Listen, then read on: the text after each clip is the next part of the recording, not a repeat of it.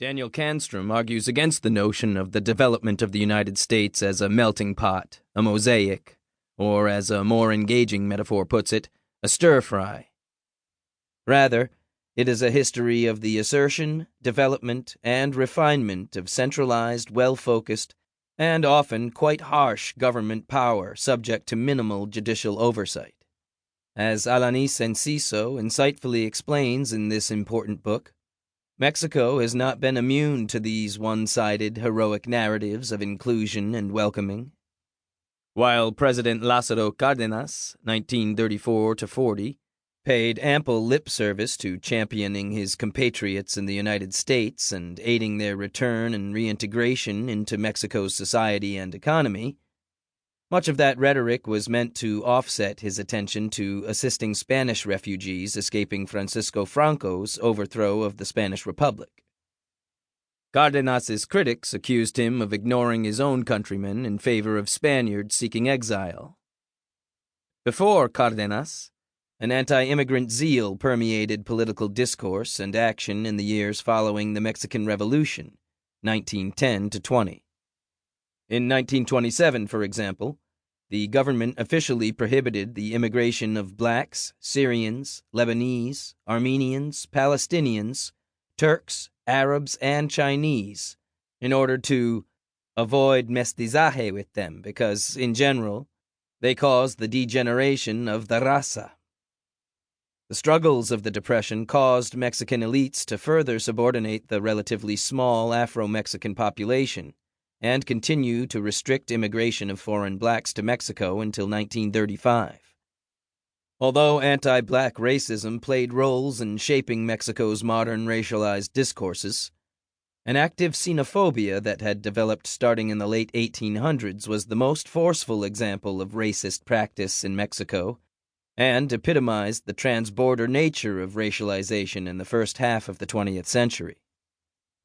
Taking advantage of Chinese immigrants' constantly shifting legal status, non-Chinese groups often used them as convenient scapegoats for generalized economic and social problems.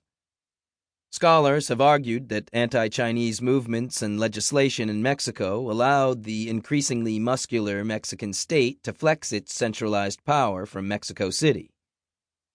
In 1931, after decades of intimidation and violent repression, the Mexican government under President Plutarco Calles forcibly expelled most of the small but well-established Chinese population.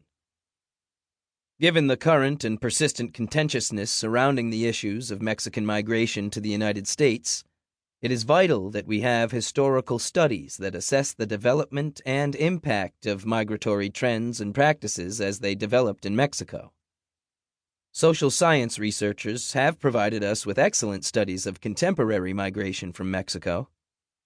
Likewise, the arrival and adaptation of Mexican citizens to the United States, the only significant destination for Mexican migrants, has received much treatment by scholars of Mexican-American Chicano history.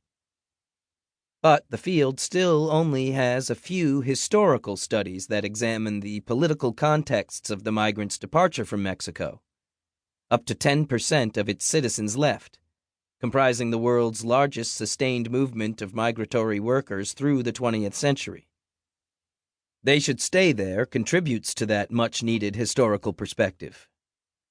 The book is the first work of history that examines migration and repatriation during the pivotal post-revolutionary years surrounding the presidential administration of Lázaro Cárdenas.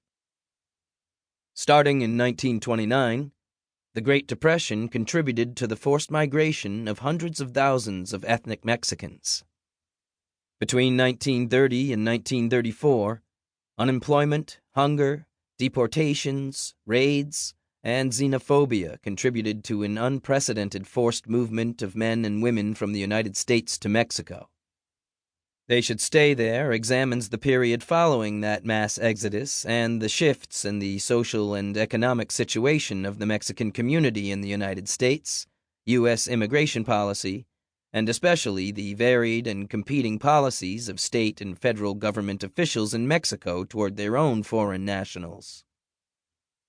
Throughout his term, President Cárdenas focused primarily on agrarian reform.